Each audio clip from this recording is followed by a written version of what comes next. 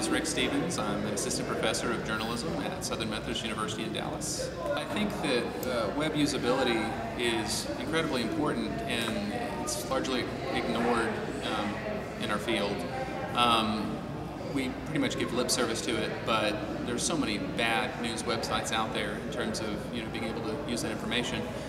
And then getting into the content and how it's displayed across cell phones is incredibly important. I use my cell phone every day. One of the reasons why this is so incredibly important is because as we're beginning to invest in the mobile platform like the Washington Post is doing, they're clearly recognizing that there's a significant number of us that have smaller phones.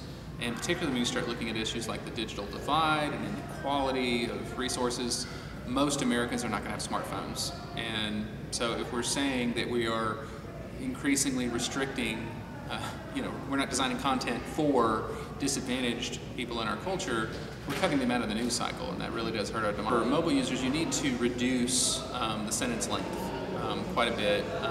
You need to be very succinct. In terms of the layout, you need more jump links, not fewer, because even though you lose people on jump links, you lose them more through scrolling. That's one of the things that I found that was a little bit surprising. Typically what happens is people fall off.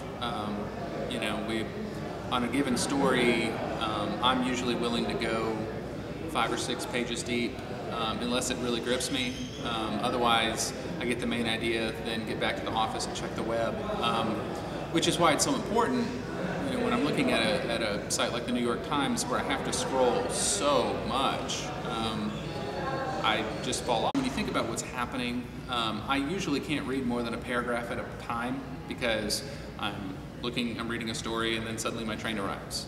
So I have to look up. I'm trying not to run into people. There's other things going on when I'm consuming news on a mobile phone. So usually about a paragraph, and then I click next, and then my eyes come up and I look around at my environment.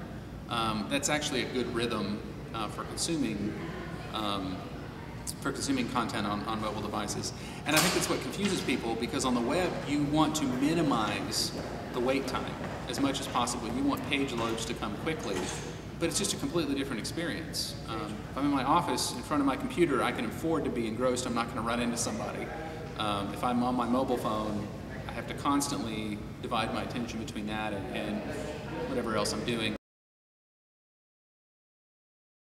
Most frankly just haven't even thought about it. There are some that look at it and argue, well, if only 7% of Americans are doing this, it's not worth investing in.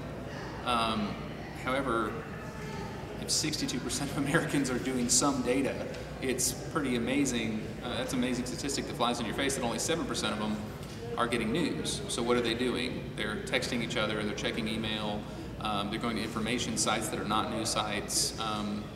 We're kind of poised to repeat some of the mistakes we made in the 90s when the web emerged and journalism didn't think it needed to get on the web. We need to be on the web. We need to be on mobile phones. I think the industry is a little bit slow to change. I think we get set in our ways a little bit, and I just think they're not as aware of what's at stake here. I think 10 years from now they're going to look back and say, we really had an opportunity, we missed it.